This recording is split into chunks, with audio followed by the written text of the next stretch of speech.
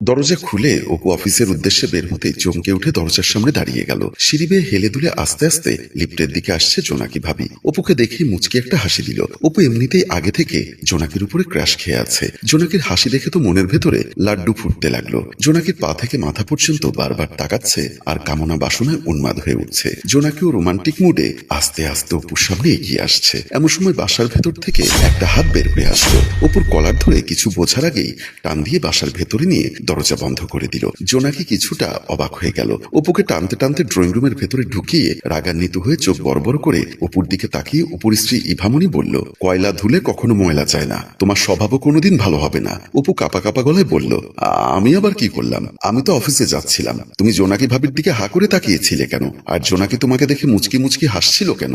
আমি কখন জোনাকির দিকে তাকিয়েছি? তুমি এসব কি উল্টাপাল্টা কথা বলছো? আমার সাথে একদম নাটক করবে না। আমি তোমাকে হাড়ে হাড়ে চিনি। আচ্ছা, জোনাকির মধ্যে কি এমন আছে যা আমার মধ্যে নেই? তাকাও, আমার পা থেকে মাথা পর্যন্ত দেখবে।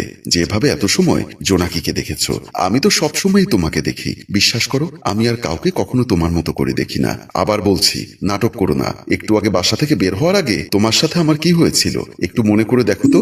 দুজন দুজনকে জড়িয়ে ধরে কিছু সময় মিষ্টি মুখ করলো। তারপর দুজন দুজনকে ছেড়ে দিয়ে ইভামণি বলল, সারা দিনের এনার্জি দিয়ে দিলাম। ডানে বামে অনেক বসন্তের কোকিল থাকে, কাকের বাসায় ডিম পাড়তে চায়। ভুলেও কোনো কোকিলের দিকে তাকাবে না, মনে থাকে যেন। এবার অফিসে যাও। আচ্ছা আসি বলে অপু বাসা থেকে বের হয়ে গেল। কি মনে পড়েছে? হ্যাঁ মনে পড়েছে। তারপরও তুমি ডানে বামে তাকালে কেন? আসলে তুমি যেটা ভাবছো এমন কিছু না। আবারও বলছি, নাটক করো না। দেখো ইভা, আমার অফিসের সময় হয়ে গেছে। আমি এখন অফিসে যাই। তোমার নিজের ব্যবসা, 1 ঘন্টা পরে গেলেও কোনো সমস্যা না। কারো কাছে তোমার জবাবদিহি করতে হবে না। কিন্তু তুমি এত তাড়াহুড়ো করছো কেন? প্রতিদিন এত সকাল সকাল অফিসে যাও কেন? নিশ্চয়ই অফিসে নতুন মেয়েকে নিয়োগ দিয়েছো। শুধু সন্দেহ করো। আমি যা করি না তা নিয়েও সন্দেহ করো। আজ অফিসে যেতে পারবে না। সারাদিন আমার সামনে সামনে থাকবে আর আমার পা থেকে মাথা পর্যন্ত বারবার কামনার চোখে চেয়ে চেয়ে দেখবে। এটা কিন্তু তুমি বাড়াবাড়ি করছো। আর তুমি যেটা করো সেটাকে কি বলে? আমি তো বললাম আমি এমন কিছু করিনি। আবারও বলছি, নাটক করবে না। আমি যা বলেছি তাই করবে। সারাদিন আমার পা থেকে মাথা পর্যন্ত দেখবে আর এটাই শুধু ভাববে বাহিরের মহিলাদের চেয়ে আমার সারা শরীরের কোনো অংশে কম আছে কিনা। আহা, তোমার আরো বেশি আছে। তাহলে বাহিরের মহিলাদের দিকে তাকাও কেন? আরে আমি তাকাই না তো। লুক অ্যাট মি, আমার দিকে তাকাও। আমাকে অফিসে যেতে দাও। Look at me. অপু ভীষণ বিরক্ত হয়ে গেল। এমন সময় কলিং বেল বেজে উঠল। ইভা বলল, এখন আবার কে আসলো? আচ্ছা আমি গিয়ে দেখি কে এসেছে। এখানে চুপচাপ দাঁড়িয়ে থাকো, আমি গিয়ে দেখছি। বলেই ইভা মেইন দরজার দিকে চলে গেল।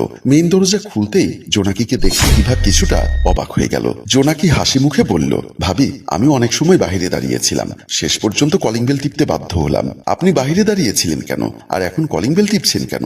আমি আসলে আপনার হাজবেন্ডের জন্যই দাঁড়িয়েছিলাম। কথাটি শুনে ইভার মাথা মেজাজ গরম হয়ে গেল, কিন্তু নিজেকে কন্ট্রোল করে বলল, আমার স্বামীর কাছে আপনার কাজ কি? আসলে ভাবি, আমাদের গাড়িটা নষ্ট হয়ে গেছে। আপনাদের গাড়ি আছে, তাই যদি আমাকে অফিস পর্যন্ত একটু লিফট দিত। এমন সময় অপু ড্রয়িং রুম থেকে বের হয়ে এসে বলল, ভাবির গাড়ি যখন নষ্ট হয়েছে তখন তাকে একটু লিফট তো দেওয়াই যায়। ঠিক আছে, তাহলে তুমি থাকো, আমি অফিসের দিকে যাচ্ছি। কথাটি শোনা মাত্রই ইভার চোখ বড় বড় হয়ে গেল। নিজেকে কন্ট্রোল করে ভদ্রতা বজায় রাখার জন্য সেন্সলেস হওয়ার নাটক করে মাথায় হাত দিয়ে বেহুশ হয়ে ফ্লোরে পড়ে গেল। জোনাকি আর অপু দুজনেই চমকে উঠল। ইভার জ্ঞান ফেরানোর চেষ্টা করলো। অস্থির হয়ে দুজনেই ইভাকে ধরে তোলার চেষ্টা করলো। অপু বারবার ডাক দিচ্ছে, কিন্তু ইভার জ্ঞান ফিরছে না। দুজনে হাতে হাতে ধরে তুলে বেডরুমের দিকে নিয়ে যাওয়ার চেষ্টা করছে। ও শুয়ে দিয়ে অপু বারবার চেষ্টা করছে ইভার জ্ঞান ফেরানোর জন্য, কিন্তু কিছুতেই ইভার জ্ঞান ফিরছে না। কি করবে অপু? অস্থির হয়ে উঠল। জোনাকি বলল, ভাই আপনি ডাক্তারকে ফোন দিন। ভাবির যে অবস্থা, না হয় মেডিকেলে নিয়ে চলুন। দেখছি ভাবি কি করা যায়। আপনার তো অফিসের সময় হয়েছে, আপনি অফিসে যান। আমাকে নিয়ে ভাববেন না। ভাবি অসুস্থ, আমি তার পাশে বসছি। আপনি ডাক্তার নিয়ে আসুন। আচ্ছা ঠিক আছে, আপনি বসুন, আমি ডাক্তার নিয়ে আসছি। বলেই অপু বিছানা থেকে উঠে দৌড়ে রুম থেকে বের হয়ে গেল। জোনাকি পাশে বসলো। ইভা মিটিমিটি চোখে জোনাকির দিকে তাকাচ্ছে। জোনাকি ইভার মাথায় হাত বুলাতে লাগলো। মনে মনে বলল, এই মহিলার হাত থেকে বাঁচার জন্য নাটক করলাম, আর এই মহিলা এখন আমার বেডরুম পর্যন্ত এসেছে। আমাকে এখনো অজ্ঞান থাকতে হবে। শেষ পর্যন্ত দেখতে হবে অপু এই জোনাকির সাথে কি করে। অপু দরজার বাইরে এসে হঠাৎ তার মনে পড়ল, ইভার বড় ভাইয়ের স্ত্রী তো ডাক্তার, তাকে কল দিলে কেমন হয়। ভাবতে ভাবতে পকেট থেকে মোবাইল বের করে ইভার বড় ভাবি ডক্টর সুলতানাকে কল দিল। ডক্টর সুলতানা তখন চেম্বারে ছিল। অপর প্রান্ত থেকে কলটা রিসিভ করতেই অপু সালাম দিয়ে ঘটনা সবকিছু খুলে পড়ল। ডক্টর সুলতানা বলল, তুমি টেনশন করো না, আমি এক্ষুনি আসছি। তুমি একটু ওর চোখে মুখে পানি ছিটা দাও, দেখো জ্ঞান ফিরে কিনা। আচ্ছা ভাবি, আমি পানি ছেটা দিচ্ছি। বলেই অপু কলটা কেটে দিয়ে আবার বাসার ভেতর প্রবেশ করলো। বেডরুমের ভেতর প্রবেশ করতেই জোনাকি বসা থেকে দাঁড়িয়ে গিয়ে বলল, ভাই এখনো তো জ্ঞান ফিরছে না। আপনি ডাক্তারকে খবর দিয়েছেন? হ্যাঁ, আমি ডাক্তারকে ফোন দিয়েছি, একটু পর চলে আসবে। আপনি চলে যান, আপনার অফিসে লেট হয়ে যাচ্ছে। ইভা হালকা চোখ মেলে দুজনের কথা শুনছিল, আর অপুর এমন আন্তরিকতা দেখে রাগে কিছুটা ফোঁসফোঁস করছিল। আচ্ছা ঠিক আছে ভাই, একটু খেয়াল রাখবেন, চলুন আপনাকে এগিয়ে দিয়ে আসি। বলেই দুজন রুম থেকে বের হয়ে গেল। ইভা লাফ দিয়ে উঠে বসলো। তাড়াহুড়ো করে বিছানা থেকে নেমে দরজার সামনে উকি মেরে দেখতে লাগলো অপু আর জোনাকি কি করে। অপু আর জোনাকি দরজার সামনে আসলো। ইভা রুমের পর্দা ফাঁকা করে দেখছে দুজনে হাসি খুশি আন্তরিকভাবে অপু জোনাকিকে বিদায় দিল। ইভা মনে মনে ভাবলো আজ আমি বাসায় না থাকলে একটা অঘটন ঘটতো। অপু দরজা বন্ধ করে বেডরুমের দিকে আসবে, ইভা দৌড়ে এসে আবার শুয়ে অজ্ঞান হওয়ার ভান করে শুয়ে পড়ল। অপু বেডরুমের দরজার সামনে এসে বেডরুমের ভেতরে প্রবেশ করবে, এমন সময় আবার কলিং বেল বেজে উঠল। অপু মনে মনে ভাবলো আবার কে আসলো। ইভাও আবার চমকে উঠল। বিছানা থেকে নেমে মনে মনে বলল এবার মনে হয় জোনাকি এসেছে, এবার নিশ্চয়ই কোনো অকাম কুকাম করবে। ভাবতে ভাবতে দরজার সামনে এসে পর্দার উপর হাত দিল। ভাবতে ভাবতে অপু আবার মেইন দরজার দিকে চলে গেল। দরজা খুলতেই ডক্টর সুলতানা বাসার ভেতরে প্রবেশ করলো। অপু বলল ভাবি এসেছেন, চলুন বেডরুমে চলুন। ইভার এখনো জ্ঞান ফেরেনি। এমন সময় ডক্টর সুলতানা বেডরুমের দিকে তাকাতেই দেখতে পেল পর্দা ফাঁকা করে ইভা তাদের দিকে তাকাচ্ছে। ডক্টর সুলতানা মনে মনে বলল কি ব্যাপার? অপু বলল ইভা অসুস্থ, বেহুশ হয়ে পড়ে আছে, আর আমি তো দেখলাম ইভা পর্দার ফাঁকা দিয়ে ঝুঁকি মারছে। অপু বলল ভাবি আপনি কি কিছু ভাবছেন? না না, কিছু ভাবছি না। আচ্ছা অপু, ইভার সাথে কি তোমার কোনো ঝগড়া হয়েছে? না ভাবি, কোনো ঝগড়া হয়নি, আমি অফিসে যাচ্ছিলাম, হঠাৎ ইভা মাথা ঘুরে পড়ে গেল। আচ্ছা ঠিক আছে, চলো রুমে চলো। বলেই সামনে পা বাড়াতেই ইভা দৌড়ে আবার বিছানার কাছে এসে বিছানায় উঠে অজ্ঞানের ভান ধরে শুয়ে পড়ল। অপু ও ডক্টর সুলতানা রুমের ভেতর প্রবেশ করলো। ডক্টর সুলতানা বিছানার উপর বসলো, ইভার হাত ধরে পালস চেক করলো। তারপর অপুর দিকে তাকিয়ে মলিন মুখে বলল সমস্যা তো গুরুতর, আমার মনে হয় না 2-1 দিনের মধ্যে জ্ঞান ফিরবে। অপু অবাক হয়ে বলল কি বলছেন ভাবি? একটা মানুষ কিভাবে 2-3 দিন অজ্ঞান হয়ে থাকে? ওকে আমি মেডিকেলে নিয়ে যাই, যেভাবেই হোক সুস্থ করতে হবে।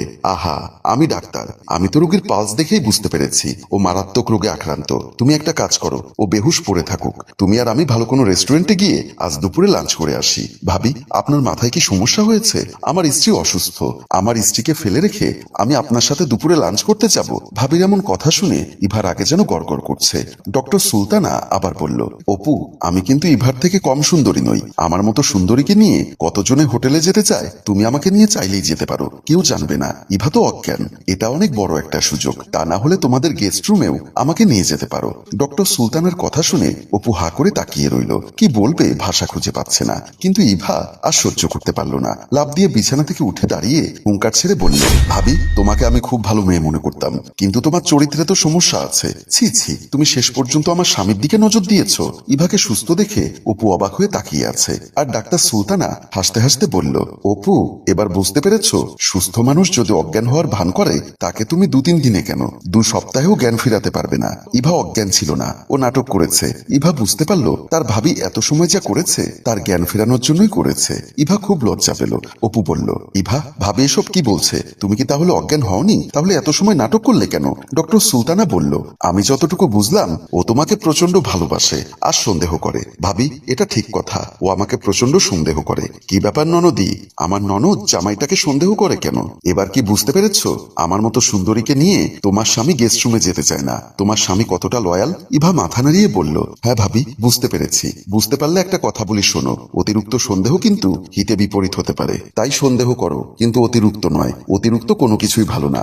এবার অপুর কাছে মাপ চাও, তুমি অপুকে সকাল থেকে অনেক প্যারায় রেখেছো। ইভা দুহাত জোর করে অপুর কাছে ক্ষমা চাইলো, কিন্তু অপু অভিমান করে আছে। এই টোনাটনির মান অভিমান দেখে ডক্টর সুলতানা মুচকি মুচকি হাসছে। প্রিয় ভিউয়ার্স, আমরাও মনে করি ভালোবাসায় অতিরিক্ত সন্দেহ থাকা কখনো হিতে বিপরীত ঘটতে পারে, তাই কোনো কিছু না জেনে না বুঝে একটা মানুষকে সন্দেহ করাটা উচিত নয়। গল্পটি ভালো লাগলে লাইক, কমেন্ট ও শেয়ার করুন। গল্পটির রচনায় ফেরদৌস অপু, পরিচালনায় মোশাররফ হোসাইন মৃদুল, চিত্রগ্রহণ ইফতি হুসাইন।